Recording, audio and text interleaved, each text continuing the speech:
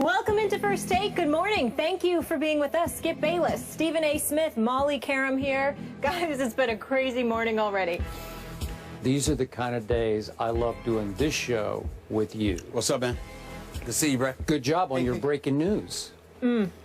Me, Adam Schefter, all the football gurus. Okay. They are good gurus. Yes, they are. We got a lot of I'm breaking just a news. humble co-host. No, Yeah. Okay. we got a lot of breaking news today from last night as well. We're going to get into it. We blew up the rundown, so here we go. Let's get you guys caught up. The Cowboys quarterback situation, obviously, that's heating up in Dallas. What do the guys make of it? We'll dive into that. Plus, Terrell Owens reaches out to the Cowboys. Should we get our popcorn ready?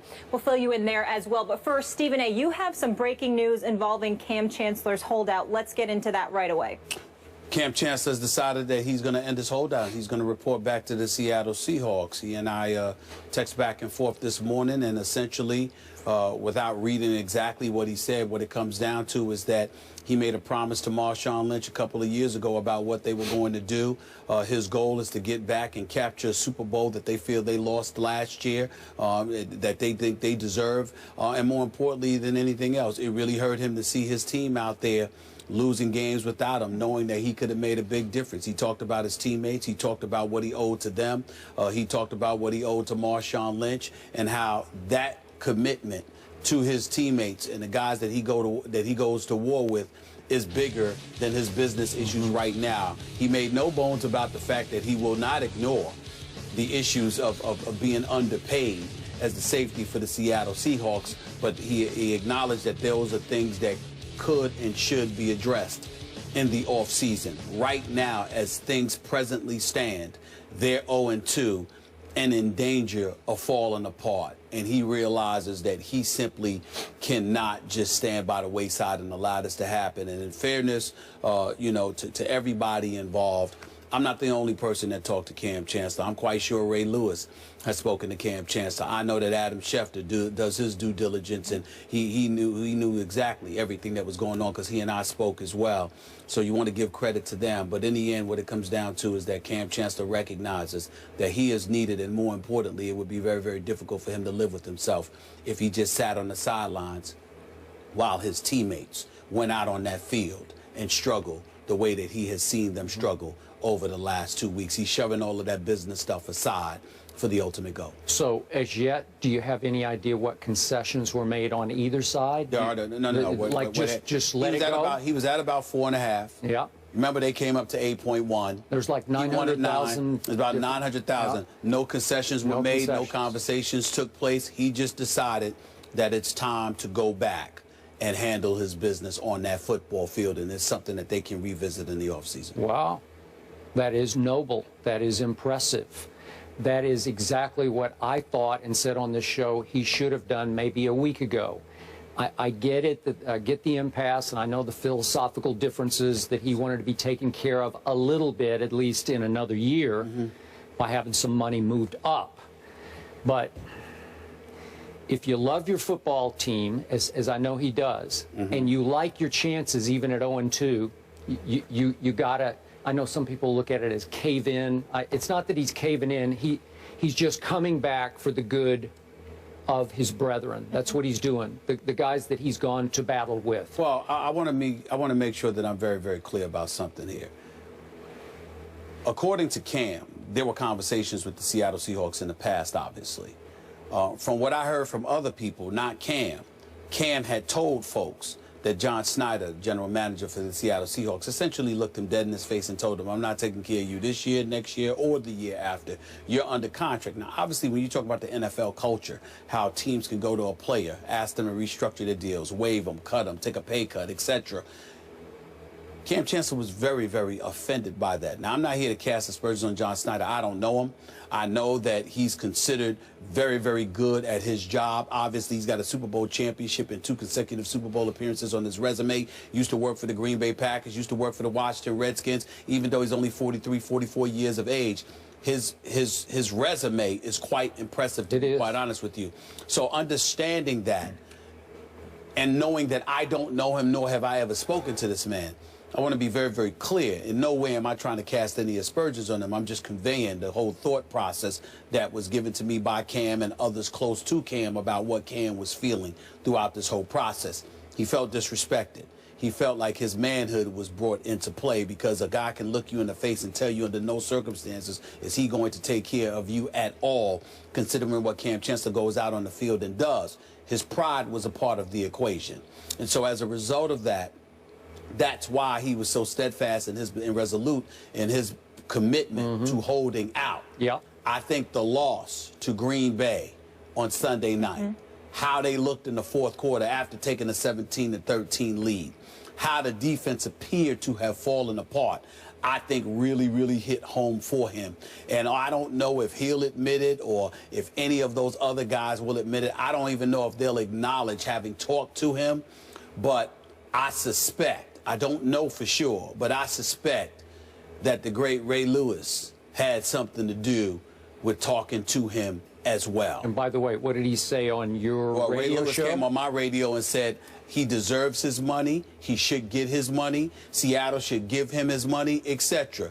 But I can't leave my troops out there while they're going to war without me. I can't leave them hanging like that. That's just not something that I could do. But that was before Ray Lewis realized that it was a man thing, because you got to treat guys like men. Ray Lewis also alluded to that as well.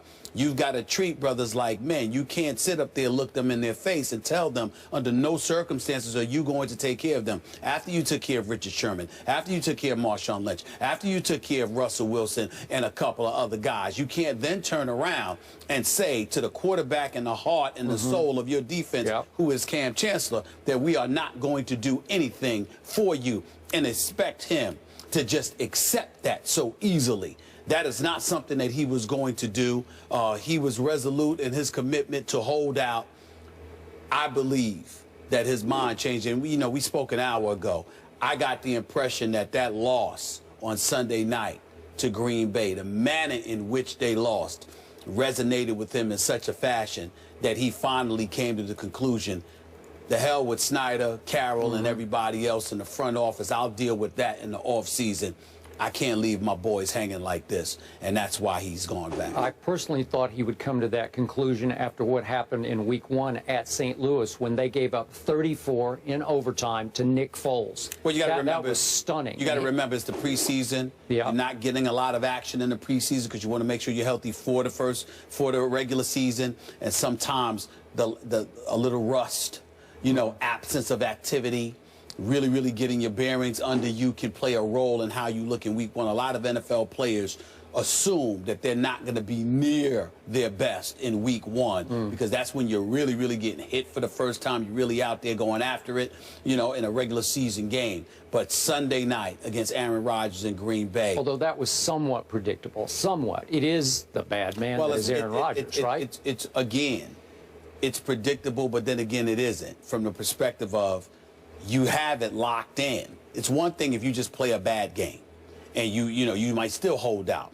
But when you play well for 3 quarters and then you fall apart when it counts most, that speaks to an absence of leadership more than anything else at any other time. Yeah. And I think that that's what resonated with him. So despite the fact that all of his notable brothers on that football team have been taken care of, let's reiterate the fact that he didn't have just 1 year left on his deal or 2 years left. He had 3 full years left, and they were willing just to move up some money from the 3rd year into the 2nd year. I believe that's he wasn't asking. His position all along is that he wasn't asking for quote unquote more money. He wanted some of the money that was designated for him in 2017 to be moved up to 2016. Correct. So he could be secure. Okay. So going forward, this is your Super Bowl pick. Do you think this will immediately change the culture and life in Seattle? Yes. Okay. Yes, so I you do. think they'll get right back on track? I think they'll get right back on track. I think with Kam Chancellor on that field, particularly the kind of mission that he's on, he feels that he's undervalued, not just monetarily, but because of the manner in which he was spoken to by John Snyder, supposedly. He didn't tell me that. A couple of his teammates told me that. But in the end, when you have that kind of feeling, if you thought Kam Chancellor was violent before on the football field, I think you're going to see a little something extra. But also the thing that I think you have to watch out for, not everybody inside that locker room was openly supportive of him and his position.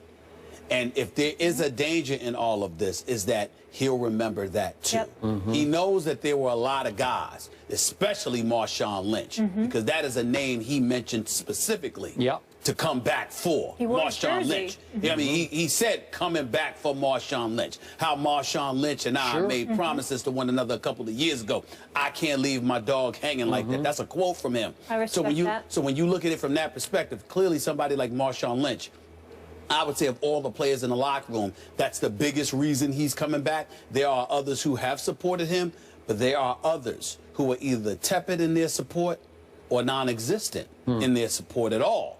And he's going to remember them too, and that could be dangerous. I believe the head coach was not on his bandwagon on this one, He's not thinking about he knows about Pete Carroll. He doesn't feel the same about Pete Carroll. I'm sure he does. All right, but I'm talking players. Sure. There were players that weren't openly supportive of him. They were like, life can go on without me. You know, we play 11 on 11. I think that's a quote from Richard Sherman. I'm not saying Richard Sherman didn't support him. I'm saying we don't know how Kam Chancellor is going to receive those things. And that's where that's the danger part that can come into the equation. But Kam knows he has no shot at validating his significance to that franchise if they start losing, even when he comes back. Well, they have to win. He shouldn't have a big problem validating his value to that team this Sunday. This Sunday they got the Chicago Bears in Seattle. Jimmy Clausen, Jimmy Clausen, can you handle that one, Cam? I think you can. The 12. Then they get Detroit, who's sort of a semi-gimme, if you will, the next week in Seattle. Then they have to go to Cincinnati, and then it starts to get tough, and you'll start to figure it out. For your edification, is something that you need to know. These players in Seattle don't just want the Super Bowl. They want New England. Good. I just want you to know that. Yeah, well, trust me, Tom Brady ain't flinching on that one. Because he torched the Legion of without there's no B in it in the fourth quarter of the Super Bowl. Greatest fourth quarter of a Super Bowl I have ever seen from the great Tom Brady, the best quarterback in the National Football League. And I'm sure he would relish the opportunity to repeat that performance against those same Seattle Seahawks. I'm going to go on record right now as there's no way they're going to get back to the Super Bowl. I just don't see it. There's you spoke of this little dissension, that dissension, this dissension, this dissension. We haven't even talked about Jimmy Graham, who's clearly unhappy because he's not getting the football. I don't know why. I don't know what's going on behind the scenes, but they're just not throwing him the football yet. So with all that dissension, all that uneasiness under the carpet in the locker room versus Pete Carroll, and still it goes all the way back to resonating to the call at the end of the Super Bowl game. I just don't know if you can climb out of that. I'm not sure about that. We'll see. I have to pay attention to two teams. One of them is not the Cowboys. I'm paying no attention to the Cowboys. I would tell you that the Green Bay Packers, I would have paid attention to them if Jordy Nelson had been healthy, because I think that they would have had the best record in football. I think their home field advantage would have been in their pocket, and the road to the Super Bowl would have had to come through Lambeau Field, which I think would have been tough for anybody. Merrill Hodge came on my radio show yesterday on Sirius XM, and he said Arizona is a team to watch out for. You got to remember that Carson Palmer, they're 14-2 in his last 16 starts. Carson Palmer, that is, under the stewardship of Bruce Arians, who can really coach his butt off. And they have no fear of Seattle. But I'm still sticking with Seattle. I predicted that Seattle was going to go back, not just go back to the Super Bowl, but win it all. And the only way I will modify my pick in any way is if the Pittsburgh Steelers manage to get to the Super Bowl against them. Then I will think about it, and I reserve the right to revisit that conversation. Outside of that, I am not picking against Seattle at all. I believe that the Seattle Seahawks will win 12 of their next 14 games. And I reserve the right to hang in with a football team that will get back Greg Hardy and Rolando McClain and Randy Gregory and ultimately Des Bryant and Tony Romo, and be the force to be reckoned with, even by your Seattle Seahawks, who have to, if memory serves, visit Jerry World this year. I will tell you this. If Russell Wilson runs the ball more the way he ran on Sunday when he was chalking up 78 yards over those first three plus quarters, I'm here to tell you right now, ain't nobody beating Seattle. Ain't nobody beating Not Seattle. in the NFC. Really? All right. NFC. Stephen A. has them going to the Super Bowl. Wow. Skip, not so much. We'll revisit your Teetering Cowboys a little later in the psychologically. show. But I'm happy for that entire fan base, the 12s, and for the Seahawks to get Kam Chancellor back.